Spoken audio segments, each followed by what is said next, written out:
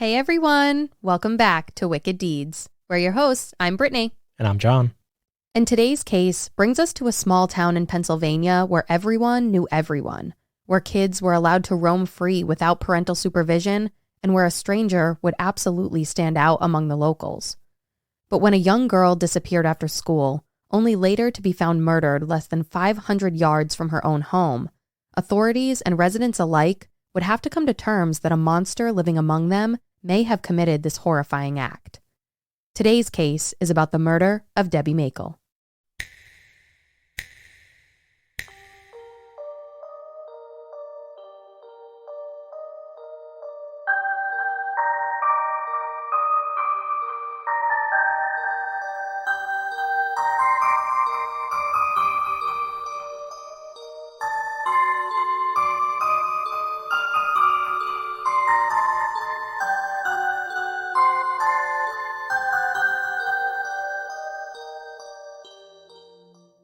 She giggled all of the time.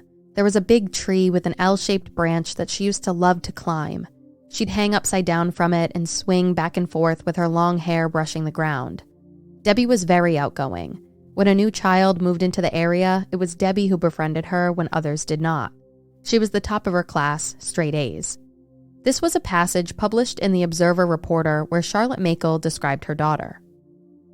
Debbie Makel was born on April 25, 1965, and at the time of our story in 1973, was a vibrant 8-year-old girl with a bright future ahead of her. She was excelling at school, making friends everywhere she went, and enjoying the carefree life of your typical third grader. Her older brothers, David and Vaughn, loved to play sports, and Debbie loved watching them play just as much. The 3 children lived in Rice's Landing, Pennsylvania with their parents, Charlotte and Dwayne. It was a place where you could leave your doors unlocked and kids would play outside until the streetlights came on, but still make it home in time for dinner. Friday, October 5th, 1973 was a mild day for early fall in the Northeast. Debbie and her brothers went to school, while Charlotte went to work at a nearby clothing factory, and Dwayne taught math at Avella High School. It was like any other day except for one small difference. Normally, the 3 kids would take the bus home together, but on this particular Friday, Debbie rode alone. Her brothers had begged their parents to spend the afternoon selling magazine subscriptions around the neighborhood. Of course, their parents said it was fine, so the boys skipped the bus ride that day. Debbie being so young and having no problem taking the bus alone shows as a testament to how safe she felt in her hometown. Because I know myself, I'd be crapping my pants if I had to walk home from the bus stop alone at 8, never mind 28. So Debbie got off the bus sometime around 3:45 p.m. and began her trek home to Hoy Street, a quiet dead end surrounded by woods and lined by only a handful of houses. She was spotted by her brothers who'd already made their way to the area. I thought they walked from school to sell their magazine subscriptions. How did they make it back to their neighborhood so fast? Well, Rice's Landing is such a small town, it literally had less than 500 people living there during the 70s, and it's not even 1 square mile in size. You'd think with the bus driving and making stops to let kids off, that it'd probably take some time to make it through their route. And who knows, the boys were older than Debbie, so they may have gotten out of school a bit earlier. And if they did, they could have covered most of the area before the bus had even dropped her off. As Debbie was walking home, she was spotted by a couple more people along the way. It stated in the Pittsburgh Press that a jogger saw her, quote, sitting with her head on her hands, staring from a small shed near the bus stop, end quote. After that, she was seen by at least one neighbor arriving home. Her 2 brothers got home a little while later and noticed that Debbie wasn't around. She'd left her coat and books outside, likely having just dropped her things off as she ran out to meet her friends, as she often did. On the dining room table laid her house key and a basket of fruit, which had supposedly been left on the doorstep and brought inside by Debbie when she'd gotten home. It's unclear who'd left the fruit, but it's been noted to have been either by her grandmother or a neighbor. Right off the bat, I find it a little weird that she'd leave her books and coat outside, but bring the fruit and house key inside. But we can dig into that a bit later. So, at this point, the boys are home and they're waiting for their parents' arrival. It's reported that Charlotte, their mother, arrived home sometime just before 5 p.m., with their father Dwayne not too far behind. It seems as though no one was initially alarmed that Debbie wasn't home, not only because of the freedoms their children had when it came to coming and going around town, but also due to the fact that nothing seemed out of place in the home. But by the time dinner was to be served and Debbie still hadn't shown up, things changed. It was completely unlike her to not be there by now, so with feelings of concern growing, her parents immediately started looking for her. After they began searching, they realized that their basement door, which was always closed and locked, had been left ajar. And as the night grew darker and the young girl still hadn't been seen, panic began to set in. That night, the Makels reported their daughter missing. She was last seen wearing a green dress, carrying her pink purse. Once police had been made aware, an announcement at a local football game was made, alerting attendees that an 8-year-old girl was missing and police needed assistance. Like I mentioned before, this was a very small town, so it seems like if there were an event like this going on, everyone and their brother would be there. A local told the Observer reporter, quote, "They announced that she was missing and asked for volunteers to search, and people just started leaving. When we got there, they told us to hold hands and walk. People were calling her name, and it was lit up like daytime with these big searchlights," end quote.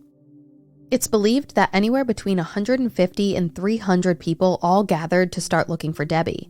And remember, if 300 people are searching, that's nearly 3/4 of the town's entire population. That's wild. It's said to be one of the largest searches in the county's history. The amount of people involved in this search had to be a boon for investigators. With a town so small, I can only imagine how few officers they had on their PD. But with the help of the community, that didn't matter. That's so true. To see a community come together like that is heartwarming. The quote from the Observer reporter really transported me back to that night. I can only imagine how grateful her parents must have been. Everyone gathered hand in hand, shoulder to shoulder, combing the area for the little girl. The search went on through the night and into the next morning. At this point, it was Saturday, and it felt as though the whole town was on the lookout. They all knew that Debbie would never have up and left on her own. The search continued all day Saturday, with police, firefighters, and residents alike all coming together and spending their entire weekend trying to find the missing girl. Unfortunately, by the time night fell on Saturday, October 6th, Debbie was still nowhere to be found, and it's reported that authorities suspended the search for the night and they would reconvene the next morning. Sunday morning, October 7th, 2 additional individuals joined the search party. Debbie's 2 older cousins, John and Thomas, who were 26 and 16 at the time, linked up with the group to provide assistance. Did they show up because Debbie's family had called and asked them to, or just because they heard what was going on and took it upon themselves to help? Well, I can't say for sure. The cousins apparently lived over 2.5 hours away if traveling by car.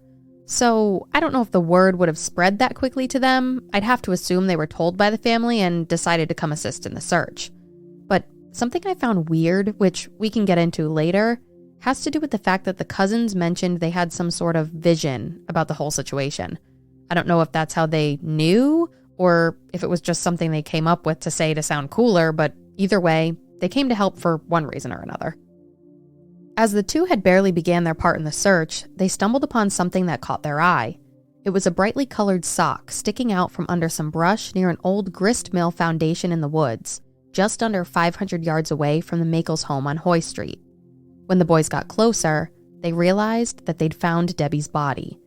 It's reported that she was found under, quote, "some logs and debris in a wooded area known as Pumpkin Run," end quote. There's actually a YouTube video on the Southwestern Pennsylvania Rural Explorations, aka SW Pairs, YouTube channel that shows exactly where Debbie's body had been found in the woods, as well as some older articles that show original photos of the area back in '73. I'll have both sources linked on our website for you to check out. A link to our website will be in the show notes. Now, after an entire weekend spent searching, the town was horrified by what had been discovered. Debbie had been raped and strangled to death, and her body left poorly hidden in the woods, so close to her own home. The medical examiner determined her cause of death was strangulation, and the murder weapon appeared to be a piece of twine that broke the young girl's larynx. It's also reported that Debbie's black shoes, pink purse, and blue underwear she'd been wearing the day she went missing were not located at the scene. Could the killer have taken these as trophies, or as a means of hiding evidence? Regardless, it also appeared as though the location in which Debbie's body was found has had some controversy surrounding it. As we know, there was a search taking place all weekend long. How is it that her body was found so close to home, yet no one was able to see her there when searching both on Friday night and all day Saturday? Many locals who had searched the area during those times stated that they were certain they'd already checked in this particular spot, and by the end of the day Saturday, when searching had been suspended, that Debbie's body was absolutely not there. How could that be then? Does that mean that the killer had known about the searches? That they had Debbie hidden in another place and had brought her body there during the early morning hours on Sunday when they knew no one would be out looking? Could this also mean this person is a part of the community? I'm sure most of those involved in the search were asking these same questions. There's multiple issues I have when hearing about how this all went down. I'd really like to know more about these cousins and how they ended up at the search. And how they magically, within such a short time of joining, found Debbie's body. What's the deal with this vision? Who stated that they had already checked the area? Could what the cousins have spotted have been easily missed? If Debbie's brightly colored sock stuck out amongst the most likely dead leaves and brush, how did nobody else see it? Those are all great questions and ones I have myself, but we're going to have to table them for now because there is more to this story to discuss before we dive into all that. Even though so many residents and searchers had stated they're positive Debbie's body hadn't been there the previous night, authorities seem to believe the opposite. There's a passage citing the medical examiner published in the Observer Reporter. It states, quote, "Bem said, as hard as some find it to believe, they simply missed her when they searched that area," end quote. Regardless of if this is true or not, the thing that stands out more than anything is that most people believe that the killer wanted Debbie's body to be found. The location of her body was not well concealed.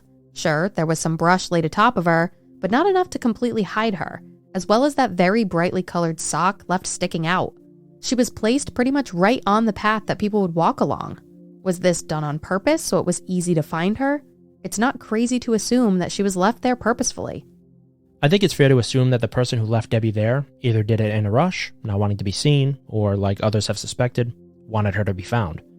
But I'm still torn on police's stance regarding when she was left there. I agree, but we should really lay out all the facts before we come to a conclusion. So, from the get-go, police were all over this case. They immediately began interviewing people, giving out polygraph tests, and doing all they could to find the sadistic killer who would murder an 8-year-old girl for what appeared to be no reason at all. There's never a reason to murder an 8-year-old girl. Yeah, but that's coming from a sane, level-headed adult. The people who commit these types of crimes don't think the same way we do. They've likely imagined some way to justify the terrible things they do. It's reported that authorities went on to interview over 1,000 people and polygraph countless others in the early days of the investigation. I thought there weren't even 500 people in this town, so who were they interviewing? I'd have to assume it's probably people like the cousins that weren't from their town but maybe had connections to those that were. As authorities continued their investigation, they attended Debbie's funeral in hopes of catching the perpetrator if they were to reveal themselves. It's reported that police even took down every license plate number of the cars belonging to funeral attendees. Based on my research, it seems as though there were a few people that stood out as potential persons of interest early on, but they would all eventually be ruled out. Whilst additional leads reached police, there was one reported in the Pittsburgh Press that claimed 2 men had been seen in the Pumpkin Run area in the middle of the night. It's undetermined exactly which night they meant, but if it had been the Saturday night when the search was suspended, that could have been an interesting lead to work off of. Apparently, when the 2 were questioned as to what they were doing there, they said they were squirrel hunting. But wouldn't you know, that hunting season didn't start for 6 more days. So, were they involved in Debbie's murder, or were they doing something else they shouldn't have been doing in the area that night and lied to cover their butts? Who knows, but based on what's been reported, it seems as though these 2 men were ruled out as well. As police were working on trying to find who did this, local residents felt as though they needed to do more to help. It's reported in many local papers at the time that a woman named Paula Pallone, who ran a Rice's Landing citizens group, had gotten together with others in town to fundraise a reward for Debbie's case. Many individuals had begun to donate money to the group, and by October 17th, just 12 days after Debbie had been killed, $2,000 had already been raised. And remember, this is 73. That's not chump change. That would be worth well over $12,000 today. As I continued researching the fundraising efforts, it became clear that every dollar donated truly meant something. As I was combing through these older newspaper articles, I read the sweetest thing in an article with the Evening Standard that reported on the fundraising efforts. It states, quote, Mrs. Pallone said the most touching donation came from a 12-year-old girl from Cole Center. She mailed $1 to Greene County Coroner Frank Bem with a note stating it was to help find the one who did that to Deborah Lynn Makel, end quote. Knowing that even children were donating what they could in order to help shows how much of a significant impact this tragedy inflicted upon the surrounding communities. While putting aside their feelings of worry for their own loved ones, everyone who'd learned of Debbie's murder seemed willing to do what was necessary to catch her killer. After nearly 6 months of working the case day and night, police felt as though they were no further along than they were the day Debbie had been found murdered. And with that, Mrs. Pallone's funds, which had been raised in Debbie's name, came in handy. Authorities, feeling as though they were at a standstill in the investigation, decided to branch out and seek help through more unconventional means. A psychic was contacted and asked to weigh in on what happened. Call me now. What? Every time someone says psychic, all I can think of is Miss Cleo. Who the heck is Miss Cleo? 1 minute, please. Why pay $4.99 a minute for psychic advice when we'll give it to you for less than $1 a minute? That's right, less than $1 a minute. And you'll never call another 900 number again. You'll get your reading on a free 800 number, baby. What you waiting for? You not have to be psychic to see you saving money straight away. Call 1-800-799-5317. I used to be a skeptic, but after watching those commercials, I've changed my tune. Just kidding. If you've listened to some of our other episodes, I'm sure you already know about my skepticism towards psychics. I can absolutely understand the desperation and wanting to see if a psychic's gift may assist in helping an investigation, but I haven't heard any stories about a psychic actually being all that helpful. Maybe that's because I haven't looked into it much myself, or maybe it's because it's completely unreliable. If you've heard of a case where a psychic has brought valuable information to the table, let us know. I'd be interested in hearing about it. But either way, at the time, and considering this was 1973 and there was no real science available to assist in an investigation like this, I can get behind police doing something outside the box to try and find answers. So authorities bring in a psychic from Kentucky in April of 1974, 6 months after Debbie was murdered. His name was David Hoy, and apparently he was nationally recognized at the time. He was a writer and lecturer who, quote, practices ESP. There was an incredibly heavy focus in the media about Mr. Hoy and his involvement in Debbie's case. Turns out, he was also assisting with another case in the area at the same time, that of a young man by the name of Jay Wolf, who'd been gunned down in his car earlier that year. It seems as though a notable psychic coming into town was some seriously big news. Now, at first glance, everything that David Hoy had to say made sense and could feel really promising.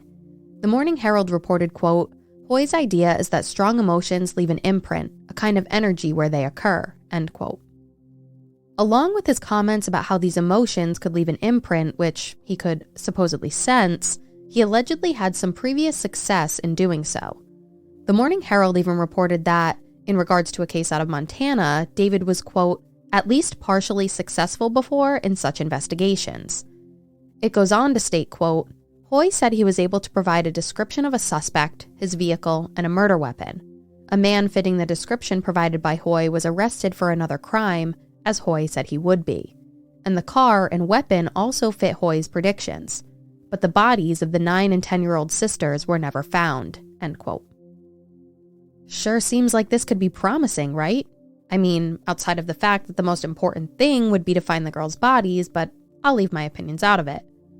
Well, when Mr. Hoy arrived in Pennsylvania, he was only staying for a short time. Apparently in the psychic world, if you stick around an area for too long, it can skew the results. So, once he got to Rice's Landing, he goes to the area in which Debbie's body had been found. It appears as though he felt whatever he needed to from the scene because he told police that he, quote, knew who did it, how it happened, and where it happened, end quote. Well, hot damn, who the hell needs police when you got the all-knowing Hoy man on your team? Side note, David Hoy? Hoy Street? Strange coincidence, don't you think? Seriously though. I didn't even catch the connection with David Hoy and Hoy Street, the street Debbie lived on. Probably just a coincidence, but weird nonetheless. Also, if David Hoy had the ability, he'd probably just arrest the guy he thought did it. I don't know if I agree with that, because these types of people, psychics, don't want to be held accountable to anything concrete. Their whole shtick is veiled around mystery. The longer he would stay in the area, the more time people would have to question him, and to really put his powers into question. I am 100% in agreement with that. Anyway, David Hoy told authorities all he knew, made mention that the person who committed this crime was known to police, and headed back home to Kentucky, all practically within a 24-hour period. And remember how I mentioned the money from the fundraising effort was used to pay to bring him in? Well, he was actually a pretty noble guy about that and wouldn't take additional funds outside of expenses for the trip itself. He told the Morning Herald, quote, "When people need help like this, you don't charge them money," end quote. Makes me feel a little better that the guy wasn't just using them for money. It did appear as though he cared and wanted to help. One might believe that after Hoy's assistance, police would start to heavily look into whoever this person was that he had named as the one responsible. But that didn't happen. The person that Mr. Hoy told police committed this crime has never been named publicly. It seems as though whoever it was may have been someone already on police's radar, but once again, another potential suspect was ruled out. Along with the knowledge of who David Hoy claimed committed this crime, it's reported that authorities also knew about pretty much everything else he'd given them. So it seems like the whole psychic angle was a bust, and police were still no closer to solving Debbie Makel's murder. Authorities weren't going to give up the fight, though.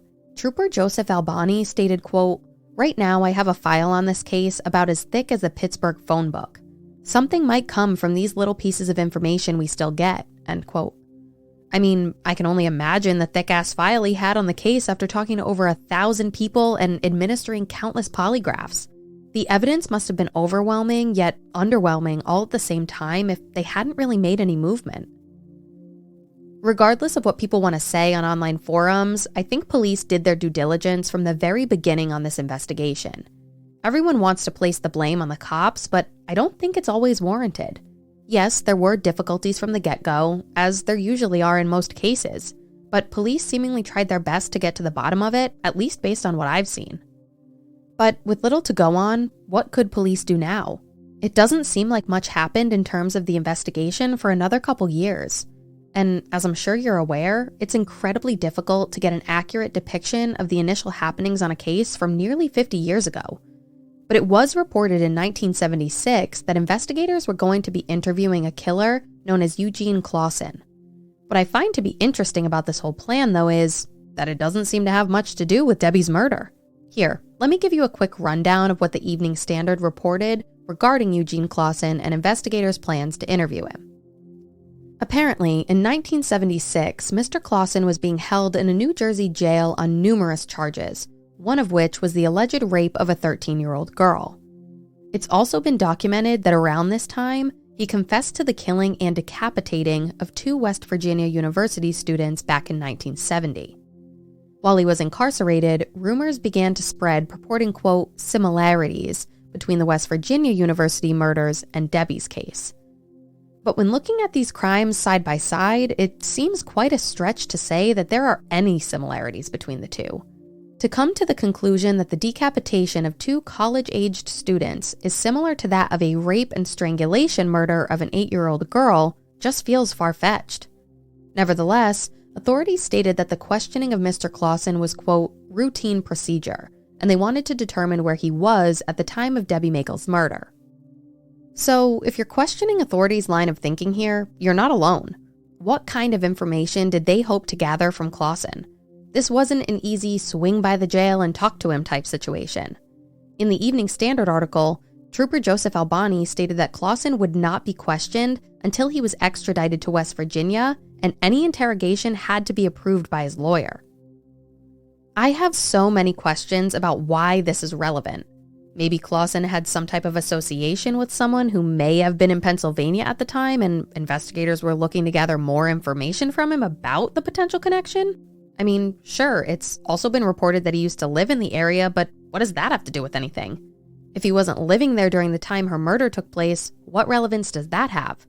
Outside of these things, I can't, for the life of me, figure out why they'd take the time and resources to question this guy about a murder that didn't resemble the others he'd confessed to. Well, like you said, police commented that this was routine procedure.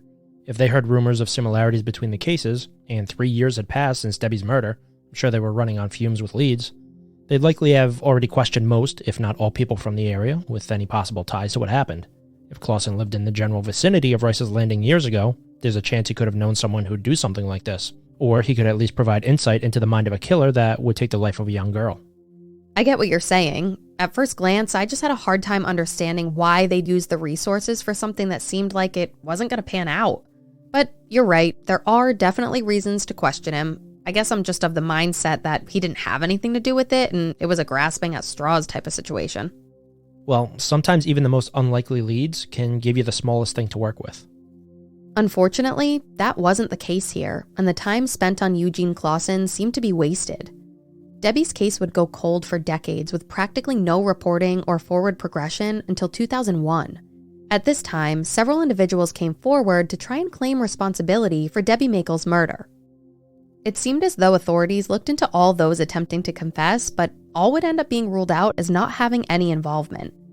In the Herald Standard, there's a passage regarding those confessing, and it states, quote, "They were ruled out as either braggarts or suffering from a hero complex," Marshall said, noting that both types of confessions are not uncommon in high-profile cases, end quote.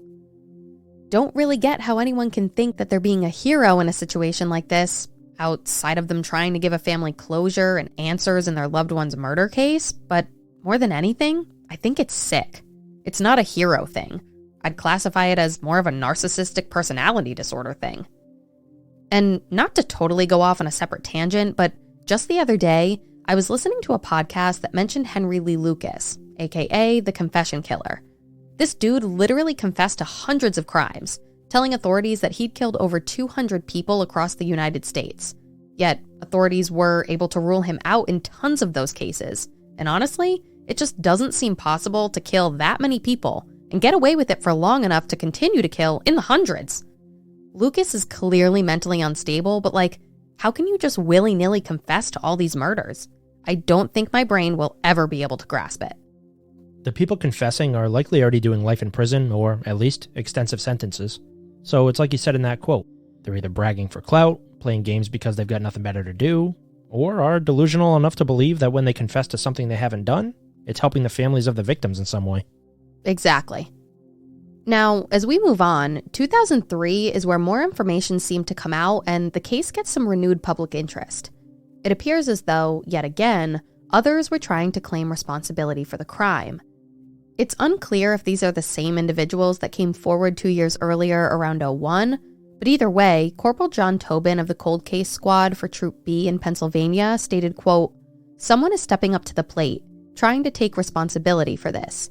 At one point, we do think this person had ties to Western Pennsylvania," end quote.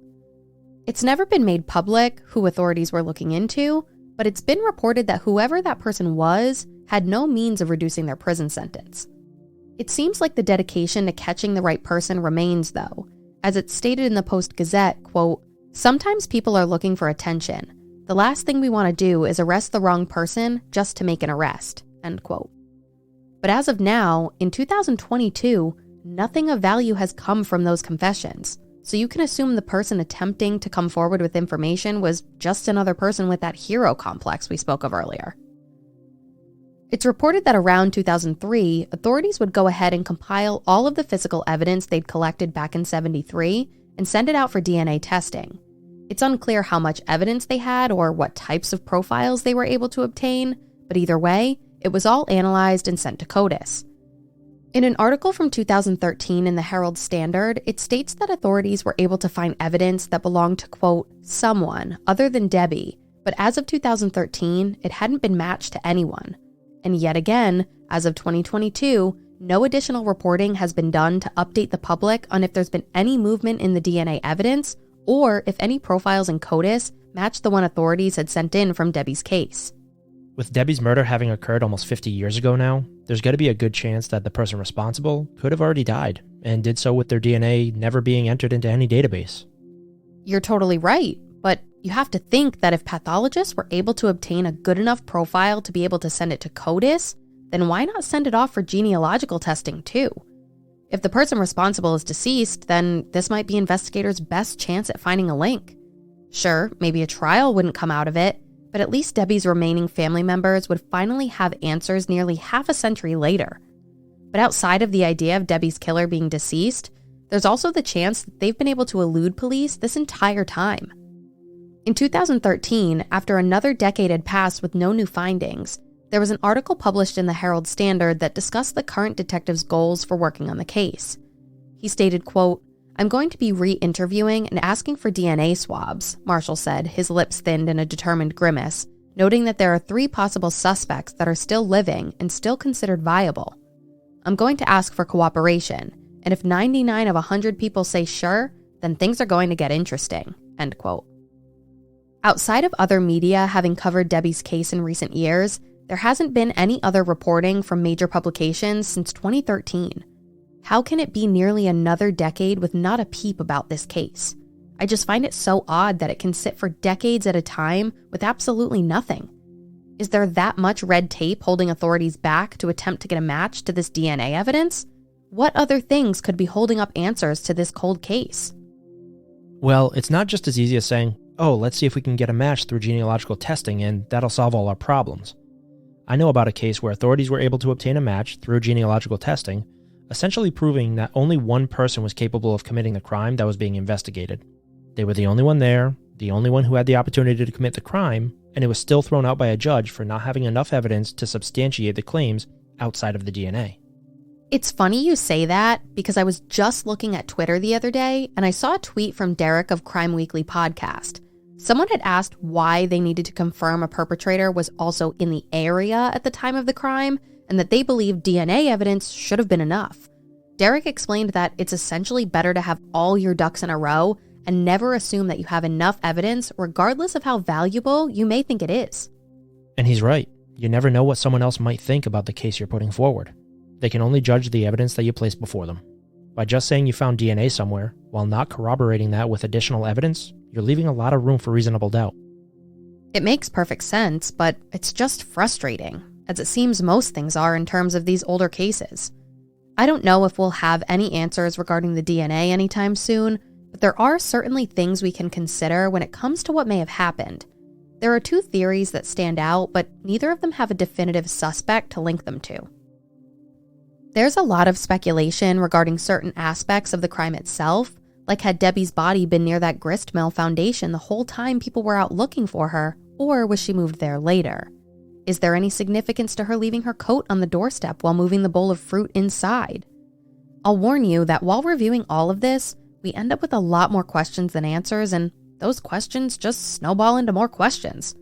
But as we work through everything, it can still help reveal specific qualities or characteristics about who the killer might have been.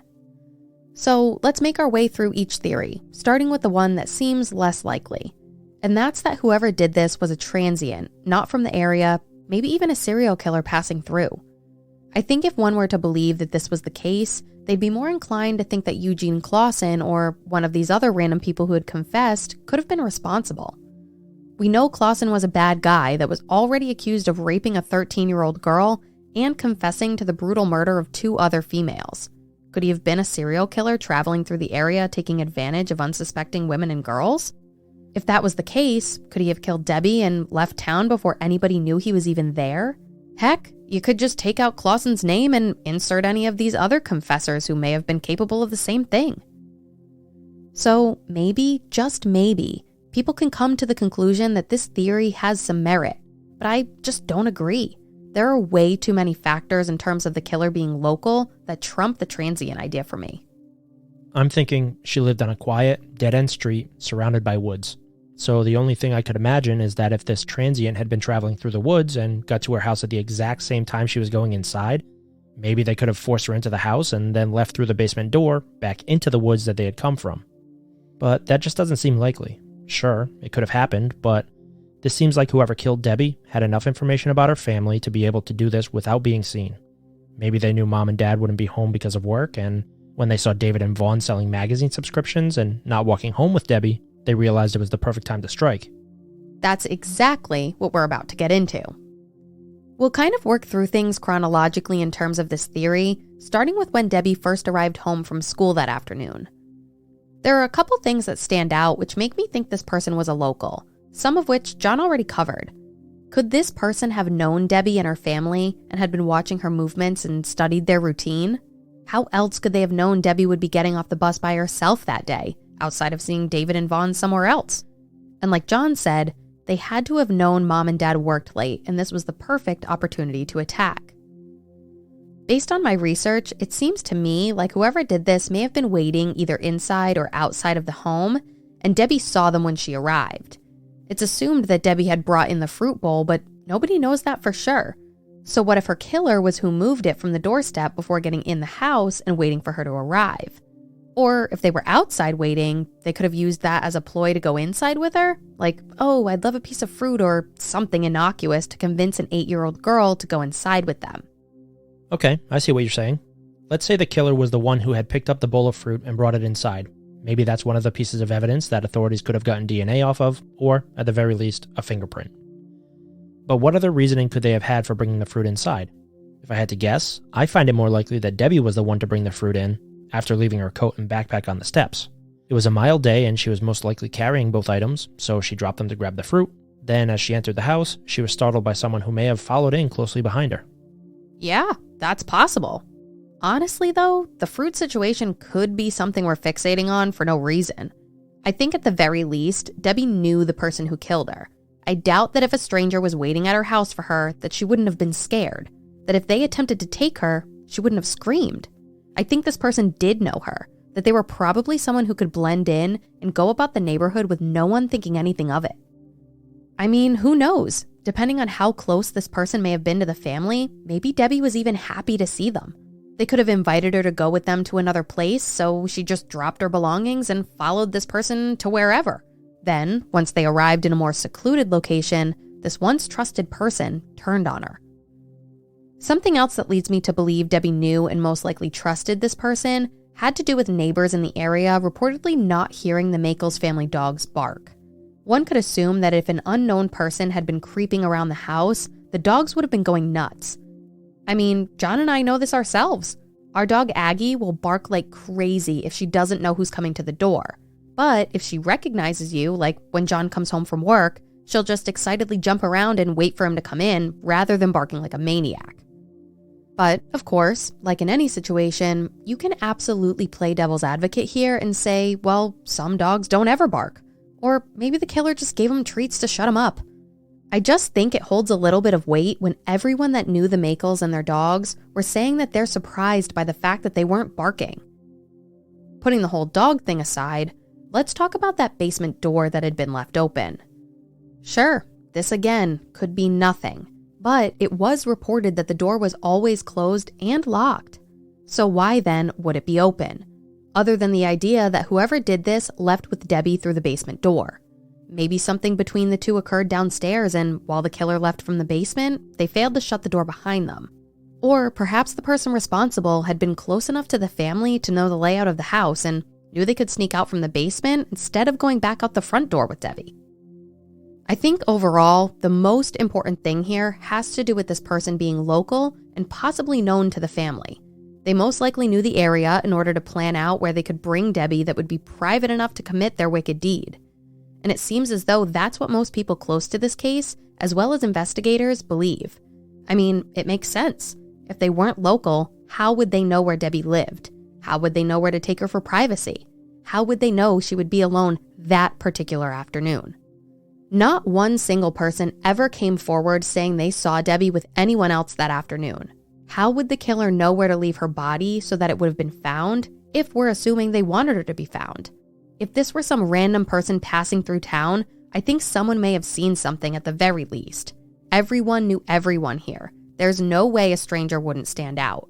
And even if people hadn't noticed them at the time, once you hear about a young girl going missing and later found murdered, your brain's probably going to remember seeing some foreign person you've never seen before hanging around the area.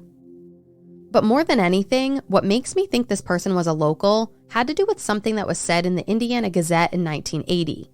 The article laid out a potential theory which I believe would have only been carried out by a member of the community. Whoever did this utilized the time when the search had been suspended to move her body from another location and place her along the path near that old foundation specifically to be found, which is why her foot was sticking out with barely any brush covering her body. What I find gives credence to this idea is the fact that during the times the search party was active on Friday and Saturday, police were assisted by cadaver dogs, and they didn't hit on anything. So how could you believe that this girl was there the whole time with hundreds of people looking for her? Sure, there's human error, but I highly doubt these specially trained dogs would have missed the scent of decomposing remains. It's not like it was just bones or she'd been buried for decades. This was a young girl who was just murdered, probably within hours of them having looked there. I honestly don't think it would have been missed. Well, I don't want to burst your bubble, but I've worked firsthand with some of those specially trained dogs, and while they are very good at what they do, they're certainly not perfect. Well, thanks to the good old Google machine, I just looked it up, and I guess dogs can actually hit on the scent of a cadaver within minutes of them having died. Yeah, I'm not saying that the dogs and all those other people would have missed her. I'm with you thinking that the body was probably moved sometime during the suspension of the search. But it really makes you wonder how authorities could be so sure that Debbie's body was there the whole time. I know. That's what I've been thinking since the minute I started researching this case. I haven't been able to get it out of my head that she was moved there. I know you can't take everything people say on forums and random YouTube videos as gospel, but the fact that so many people have said that they were sure they searched that area and didn't see her body just keeps solidifying my belief that she was not there on Friday or Saturday. I truly think that whoever killed her knew the search had been suspended late on Saturday and brought her body there later that night. There's honestly no other scenario that would make sense in my mind. And before wrapping up this theory, I just wanted to touch on John and Thomas, Debbie's cousins who had found her body. When I first started researching the case, I really questioned the circumstances surrounding how they even got there. Supposedly, what prompted them to come assist in the search for their missing cousin was a, quote, vision. From what I can find, there's no other mention of what the vision was or how it may have helped them to find Debbie's body. But either way, isn't it peculiar that literally after 10 or 15 minutes of searching, they are the ones to find her? Yeah, I think that's really strange too. You've had hundreds of people scouring the area for days now, and once these two relatives stroll in, after alleging they had a vision, they found what nobody else was able to? The whole thing just rubbed me the wrong way, at first. But what completely changed my mind had to do with the fact that they aren't a part of the community. The two brothers apparently lived over 100 miles away in Sharon, Pennsylvania. That's over a 2-hour drive from their town to Rice's Landing. They would have surely stood out among the locals if they'd been skulking around town during the time Debbie went missing. Sure, they were family, but that doesn't mean they spent a ton of time there and that the Makels' neighbors would have recognized them. Once I learned this, I felt safe ruling out the cousins, even with the circumstances around them seeming suspicious. That's true. Regardless of how or why they ended up there, once they had joined in on the search, they could have been looking in areas that had already been ruled out through the previous days. I think this could aid in the idea that Debbie's body was moved during the suspension of the search. So, where does that leave us then? I think it definitely leaves us with more questions than answers, but at a bare minimum, based on everything I've learned since I began researching this case, is that Debbie Makel more than likely knew her killer, or they knew her. In the decades after Debbie's murder, the once supportive community of Rice's Landing, who seemed willing to do anything to help solve this case, began to clam up. It seemed like fewer and fewer people were interested in talking about what had happened. As time went on, did word about who was responsible silently spread through town? Or, as the rumor mill turned, were people becoming increasingly worried that their name would be the next to be thrown to the wolves as the possible culprit? So much time has passed since those early days, so why the silence? Could it have anything to do with those suspects the detectives spoke about in 2013 when authorities were looking to gather their DNA? If they were still alive, maybe people who had something to say felt as though there would be retaliation if they came forward. Regardless, at this point, with nobody wanting to talk and very few leads for investigators to continue working, it seems like only a legitimate confession from the killer, or DNA, possibly through genealogical testing, may be how this case sees closure. Unfortunately, Debbie's father passed away in 2020, but her mother is still alive. It's reported the two went on to have more children, but that doesn't mean the grief of losing their daughter hurts any less.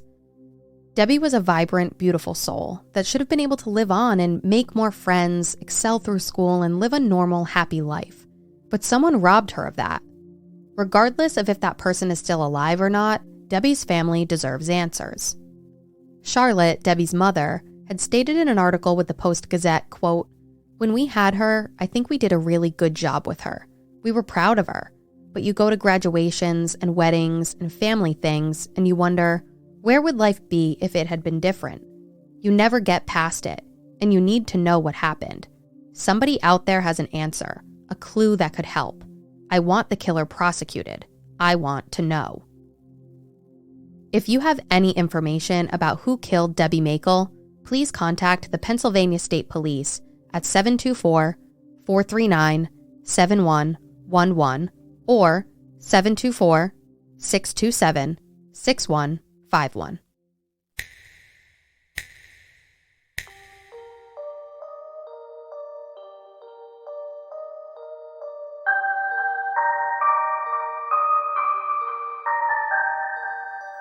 Thank you all so much for tuning in every week. We're so happy to have you here. Make sure to leave us a 5-star review before you go and follow us on our socials. You can follow us on Instagram at wicked.deeds.podcast and on Twitter at wickeddeeds. Don't forget to visit our website, wickeddeedspodcast.com, to take a look at any photos from this episode and view our source material. But most importantly, tune in next week for an all-new episode.